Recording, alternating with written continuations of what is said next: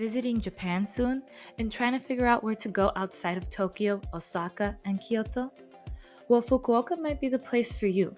Fukuoka is located in southwest Kyushu Island, Japan's third largest island, and Fukuoka is the largest city on that island and one of Japan's 10 most populated cities. Now, what can you do there? What does it have to offer? In this video, I will show you what we were able to do in a day and a half and other potential things that you can do while you're there.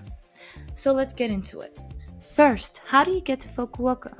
Well, you can do it via plane or you can do it via Shinkansen. If you're coming from Tokyo, the Shinkansen takes about 5 to 6 hours and it's about 23,000 yen. Or if you do it by air, it takes about 4 hours and as cheap as 6,000 yen. So by air seems pretty convenient, especially if you're that far. In our case, we came from Korea. So we took a plane from Seoul to Fukuoka, and that's where we started off our Japan trip in Fukuoka. And being our first time there, we had similar questions to the ones you might be having. Were we going to like Fukuoka? How is it different from Tokyo? Is it really worth going and starting off our trip there? Well, not surprisingly, we definitely loved it and we plan to go back now and spend more time in this area. So let me share exactly what we did and what you can do as well. So if we start, once we landed in Fukuoka, the Fukuoka airport, which is not too big, but it was really nice. We went to the information desk, which is there for tourists, and they were very helpful. They guided us to the free shuttle bus that would take you to the train station nearby the airport. And once we arrived at that train station, we made our way to Hakata Station. Our hotel was nearby this station. And just a side note, this station is huge. It's super cool. They had so many stores on the inside and outside. I'm sure you could just spend all the time just there and you would be entertained. But we did want to see some things in Fukuoka, so let's get to that. Once we got to our hotel, we left our bags there, and the first thing we did is obviously we went for some ramen. That's our favorite thing in the winter in Japan. And we were excited to visit what is unique there to Fukuoka, a ramen stadium in the Canal city. And we wanted to taste the original tomato ramen.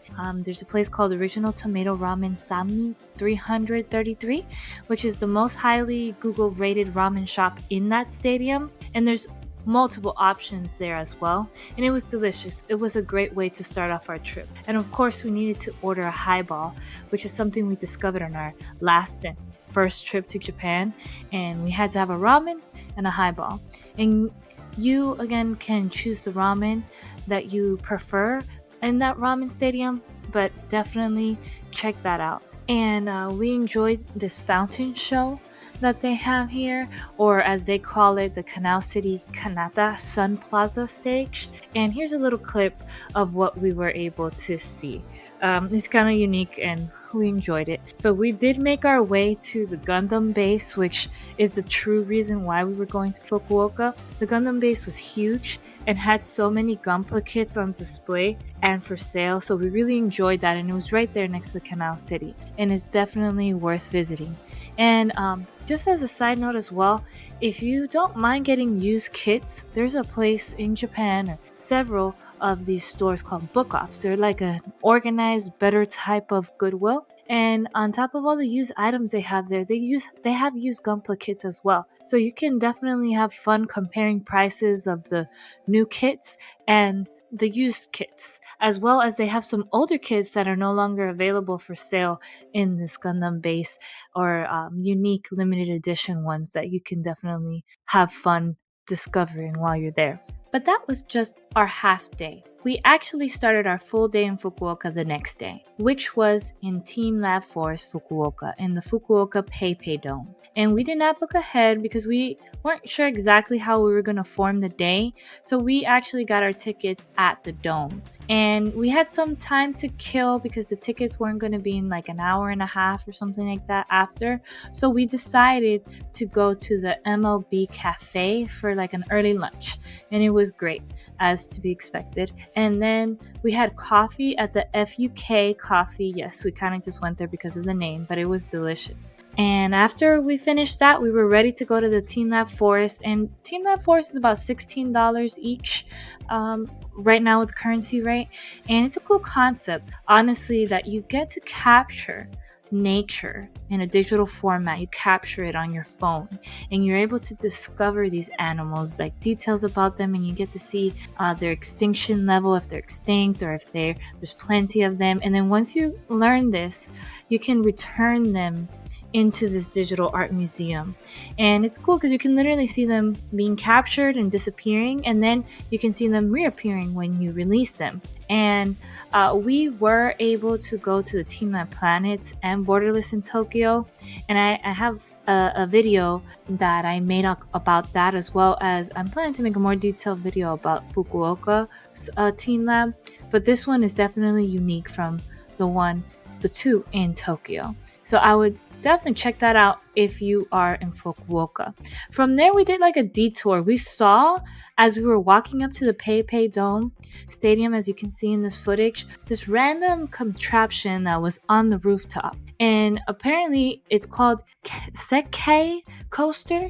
F.U.K Brothers SMBC Nikko Securities Inc. Don't know why it's called that, but it's basically, in essence, like a big kind of personal swing that you'll have a harness and a helmet, and you kind of go down sitting in this swing position down a coaster looking contraption, which it seems unsafe, but then we're talking about Japanese people making things as safe as possible. You're wearing a helmet, you have your harness on as well, and it just looked like fun. It kind of hangs off the building, there's safety net there, but what we didn't realize until we got up there is that there was an amazing view. So it was definitely worth the $10 to do this, but you could not film anything. That's the only downside. You couldn't take any pictures. You had to take off your shoes and leave all your belongings, so there was just no way to get anything outside of what I'm showing you here. But that was a cool detour. It took us like an extra 15 minutes to do the whole process, but in between getting our shoes back on and everything, maybe an extra 30 minutes out of our itinerary, but definitely worth it. From there, we went to the Fukuoka Tower, and we walked to the Fukuoka Tower for about 20 minutes because the transportation to that area, it's just bus. And honestly, we don't like to take the bus, especially in certain times, because we just feel like we're in the way. So we decided to walk, and that way we can discover more of the area. And once we got to the actual tower, we got a discount because we had the TeamLab tickets. So I believe it might have been around $5 or less with the discount. And once you get up there, you have a view of Fukuoka. You have like an ocean view, you have the city view, and there was just cool things to do on there. It kind of reminded us a little bit about Seoul because they had a very, very small section for like love locks, and they also had a little section for you to take a picture with the hearts, and that's what we were able to do. So that probably took, between walking and getting there and doing everything, about 2 hours. So definitely factor that in if you want to see that.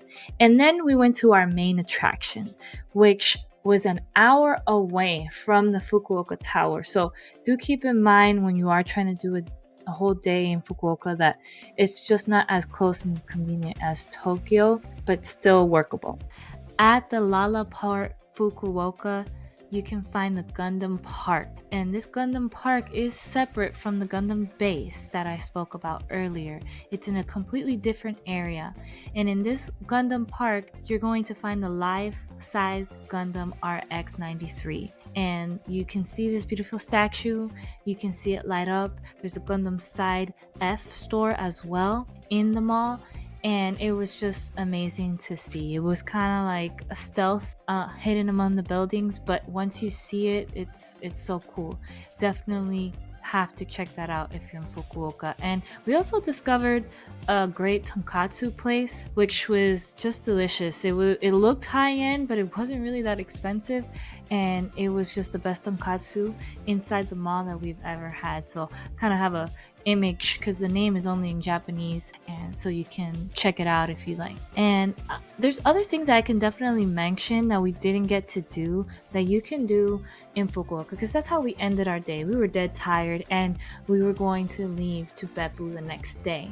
But things that you can definitely check out is the Nakatsu Hatai Hokocho, which is basically food stalls at night. There's other areas like Honari Park and Fukuoka Castle ruins that were on the way to the tower that would have been cool to check out.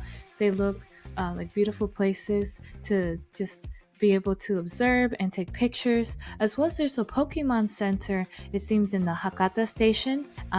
So definitely there's a lot of things to do in just Fukuoka, and we're not talking about the actual Kyushu island, which looks amazing because there's a bunch of historic places. There's other modern cities, as well as a lot of natural beauties. It looks like beautiful waterfalls and things along those lines that you can definitely check out in that area. One of the places we did end up going to was Beppu, like I mentioned, the next day. And we were going to Beppu to take an overnight ferry to get us to Osaka. And I did make a video about that, so definitely check that out if you're interested on, getting an overnight ferry to go to Osaka, or vice versa. Coming from Osaka, you can take that overnight ferry to Beppu and then make your way to Fukuoka. I'll link that video after this one. Thank you again for watching. I hope you can make it to Japan and to Fukuoka very soon. And this helped. We'll see you in the next video.